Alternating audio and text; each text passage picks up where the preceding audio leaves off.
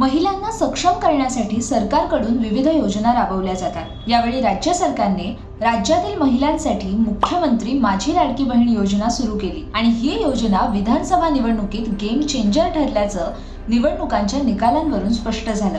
अजित पवार यांनी जुलै 2024 मध्ये विधानसभेच्या पावसाळी अधिवेशनात लाडकी बहीण योजना सादर केली आणि ही योजना तातडीने लागू देखील केली। या योजनेअंतर्गत पात्र महिलांना दर महिन्याला 1500 रुपये देण्याची घोषणा केली गेली आणि पात्र महिलांच्या खात्यात 5 हप्ते म्हणजेच 7500 रुपये जमा करण्यात आले। मात्र विधानसभा निवडणुकीच्या प्रचारादरम्यान महायुतीचे सरकार पुन्हा आलं तर महिलांना 2100 रुपये दिले जातील अशी घोषणा महायुती सरकारने केली होती। त्यानंतर झालेल्या विधानसभा निवडणुकीत महायुतीला बहुमत मिळालं आणि आता लवकरच महायुती सत्ता स्थापन करणार आहे। मात्र मुख्यमंत्री माझी लाडकी बहीण योजनेचा पुढचा हप्ता कधी मिळणार याची प्रतीक्षा महिलांना आहे। आगामी हप्त्याद्वारे 1500 रुपये दिले जाणार की 2100 म्हणजेच 2100 रुपये दिले जाणार असा प्रश्न सर्व महिलांना पडलाय। याची अंमलबजावणी अर्थसंकल्पीय अधिवेशनात तरतूद झाल्यानंतर म्हणजेच महिलांना 21 एप्रिल पासून 2100 रुपये मिळण्याची शक्यता आहे।